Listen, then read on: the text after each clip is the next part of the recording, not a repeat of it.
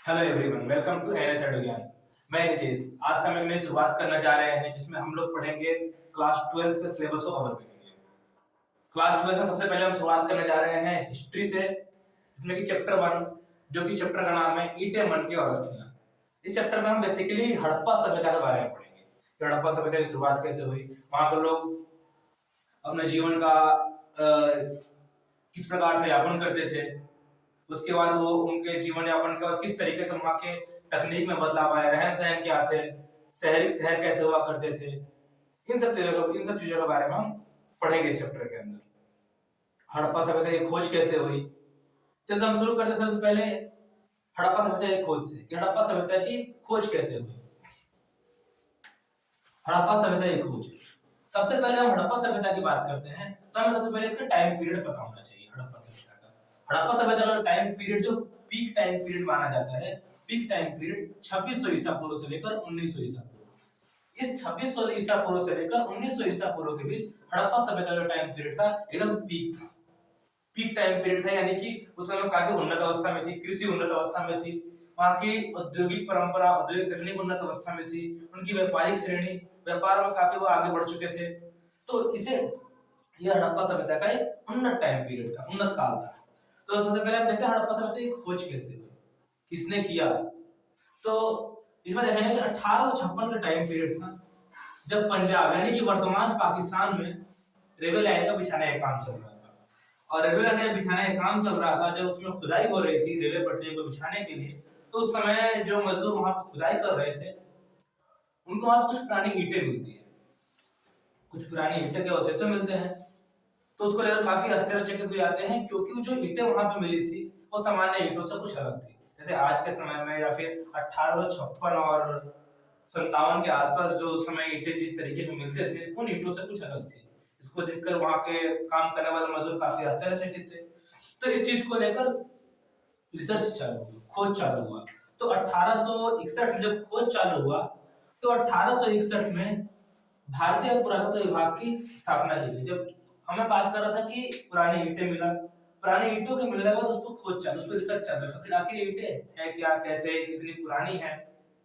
तो उन सबको खोज को करने के लिए एक ऐसी संस्था की जरूरत थी जो प्रॉपर इस विषय पर डिटेल में खोज कर सके, डिटेल में रिसर्च कर सके। तो इसलिए इस चीज को ध्यान में रखते हुए 1861 में कोलकाता में भारतीय पुरातत्व विभाग की स्थापना की गई। इसका सिर्फ काम ही यही था कि पुरातत्व से संबंधित जो कुछ भी मिलता है उसके बारे में जांच करना, उसके बारे में खोज करना। इसके बाद इस पुरातत्व विभाग, सबसे पहले पुरातत्व विभाग की बात करते हैं। तो पुरातत्व विभाग है क्या चीज? पुरातत्व विभाग एक ऐसी संस्था है जो देश के इतिहास से संबंधित जानकारियों की जांच करता है। जो भी इतिहास से संबंधित खुदाई के दौरान कुछ भी चीजें मिलती है, उन सब पे रिसर्च, उन सब पे जांच करने का काम पुरातत्व विभाग करता है। इस पुरातत्व विभाग के पहले डायरेक्टर जनरल अलेक्जेंडर कनिंघम को बनाया गया। सबसे पहले कनिंघम के लीडरशिप में, कनिंघम के नेतृत्व में ही कुछ पुराने ईंटों के अवशेष जो मिले थे वर्तमान पाकिस्तान के अंदर, उसकी खोज, उसकी रिसर्च चालू हुआ।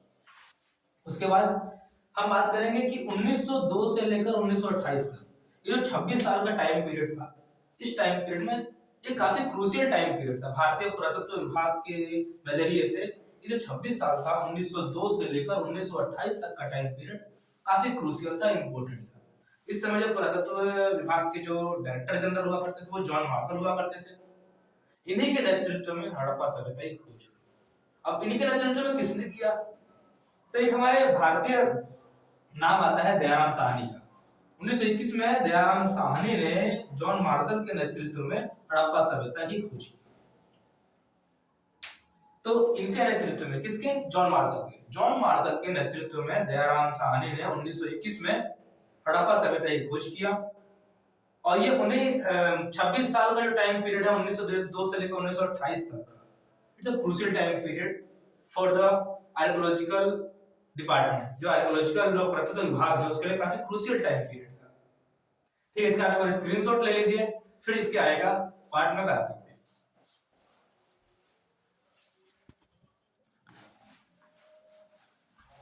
आगे हम देखते हैं हड़प्पा सभ्यता किन किन नामों से जाना जाता है। हड़प्पा सभ्यता के 3 अलग अलग नामों से जाना जाता है। पहला खुद हड़प्पा सभ्यता, दूसरा सिंधु घाटी सभ्यता, और तीसरा आता है कांस्य युगीन सभ्यता।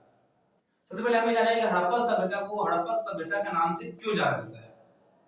तो हड़प्पा सभ्यता का नाम से जाने का प्रमुख कारण यह माना जाता है कि जो हड़प्पा सभ्यता की खुदाई के दौरान जो कुछ शुरुआती अवशेष मिले थे वो हड़प्पा नामक जगह पर मिले थे, और हड़प्पा नामक जगह पर मिलने के कारण ही इसे हड़प्पा सभ्यता के नाम से जाना जाता है। इसके बाद सेकंड आता है कि सिंधु घाटी सभ्यता, जिसे हम इंग्लिश में इंडस वैली सिविलाइजेशन भी कहते हैं। इसे इंडस वैली सिविलाइजेशन यानी कि सिंधु घाटी सभ्यता के नाम से क्यों जाना जाता है। इसका प्रमुख कारण यह है कि यह सिंधु घाटी यानी कि सिंधु नदी जो था, सिंधु नदी के किनारे बसा हुआ था।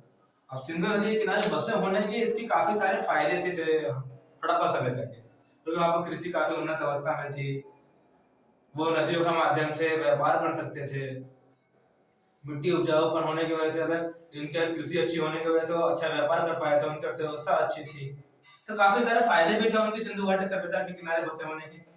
जिसमें हम बात कर रहे थे कि किन किन नामों से जाना जाता है, तो हमने डिस्कस कर लिया। हड़प्पा सभ्यता का नाम जाना जाता था, दूसरा सिंधु घाटी सभ्यता का नाम से जाना जाता था, तीसरा हम बात करते हैं कांस्य युगीन सभ्यता। कांस्य युगीन सभ्यता के नाम से, कांस्य युगीन सभ्यता के नाम से जाने का प्रमुख कारण क्या है, क्योंकि यहाँ के जो लोग थे वो तांबे में टीन को मिलाकर एक नया धातु का निर्माण किया। वो नया धातु कौन सा था, तो नया धातु था कांस्य यानी कि ब्रोंज। हम बात करते हैं ब्रोंज की, कि नया धातु जब उन्होंने तांबे को टिन में मिलाया, जो नया धातु बना वो नया धातु बना कांस्य का। इसीलिए ये ऐसा टाइम पीरियड था वहां कि पहली बार कांस्य नामक धातु का उत्पत्ति होती है, और कांस्य नामक धातु की उत्पत्ति होने की वजह से ही इस हड़प्पा सभ्यता को कांस्य युगीन सभ्यता के नाम से भी जाना जाता है। आप जब तक इसका स्क्रीनशॉट ले लीजिए।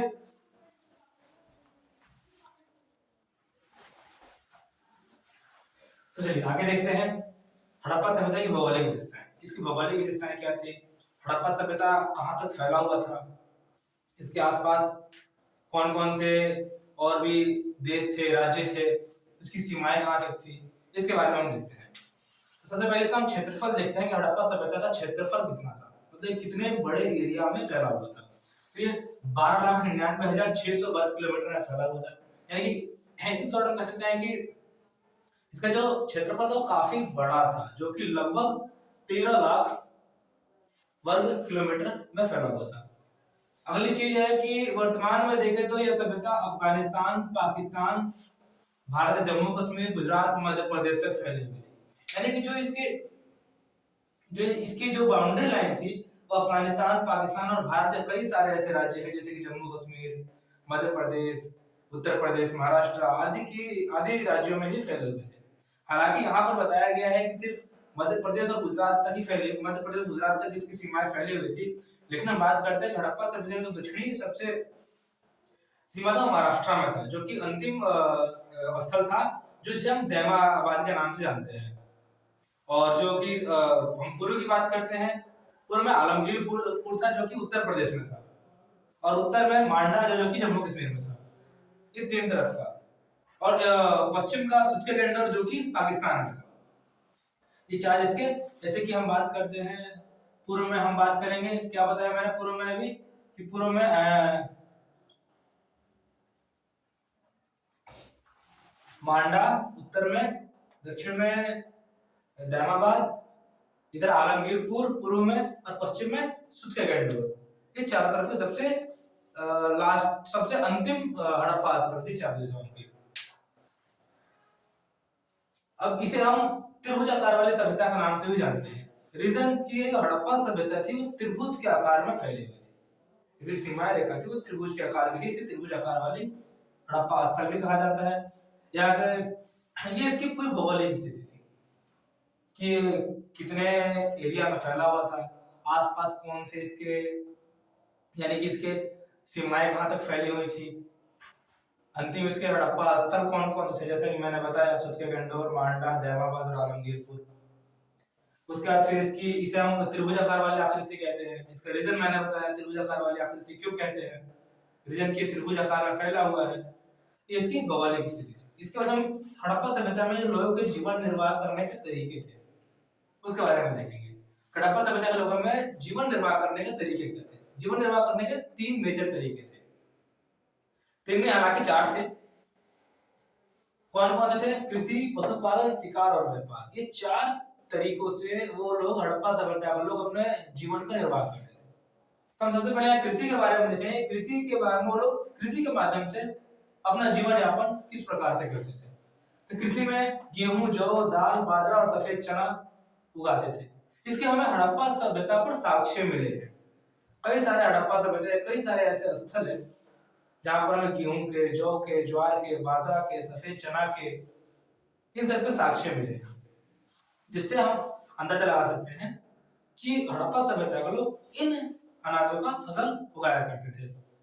उसके बाद सेकंड हम बात करते हैं कि जब फसल उगाते थे तो सिंचाई की भी जरूरत पड़ती होगी उन लोग, तो अगर बारिश के भरोसे तो खेती करते नहीं होंगे, फसल उगाते नहीं होंगे, तो सिंचाई करने के लिए हमें वहां पर नहरों के अवशेष मिले हैं, कुएं के अवशेष मिले हैं।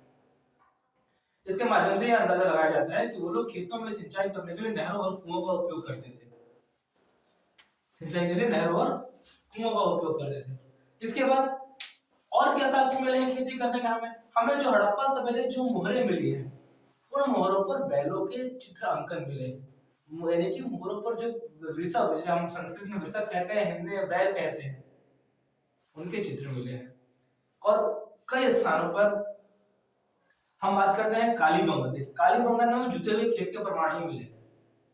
हड़प्पा सभ्यता का एक स्थल है राजस्थान में, कालीबंगन, जहां पर हमें जुते हुए खेत के अवशेष मिले हैं।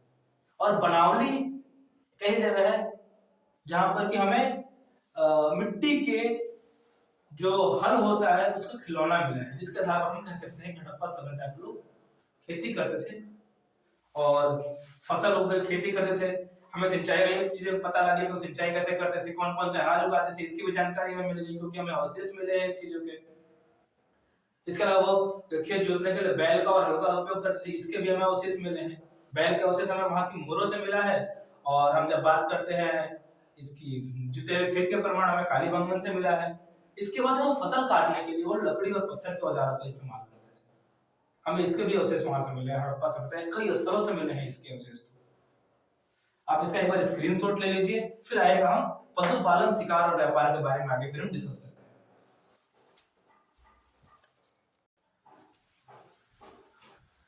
आगे आता है पशुपालन के बारे में।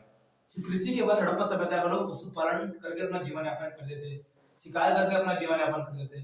तो पशुपालन में किन-किन जानवरों को पालते थे, इसके बारे में देखते हैं। मवेशी, भेड़, बकरी, भैंस, सुअर, ऐसे जानवरों की हमें हड्डियां मिली हैं हड़प्पा स्थल के कई सारे हड़प्पा स्थलों से हमें इनकी हड्डियां मिली है, जिससे कि पता लगता है कि ये लोग इन जानवरों को पालते थे और इन जानवरों को पालकर अपना जीवन यापन करते थे। इसके बाद हम बात करते हैं शिकार की। तो शिकार में हमें मछली के, पक्षियों के, जंगली जानवरों की हड्डियां मिली है। इससे अनुमान लगाया जाता है कि हड़प्पा सभ्यता के लोग इन जानवरों का मछली खाते होंगे, जंगली जानवरों का शिकार करके उनके मांसों को खाते होंगे, इस चीज का अनुमान लगाया जाता है। ये हमारा पशुपालन, शिकार, पीछे हमने अभी कृषि के बारे में डिस्कस किया था, जो कि उनके जीवन निर्वाह करने के तरीके थे। इसके बाद फिर बात आती है व्यापार की। जब हम बात करते हैं व्यापार की, कि वो लोग व्यापार किया करते थे। व्यापार जब हम बात करते हैं तो हमें वो लोग व्यापार मेसोपोटामिया से व्यापार किया करते थे।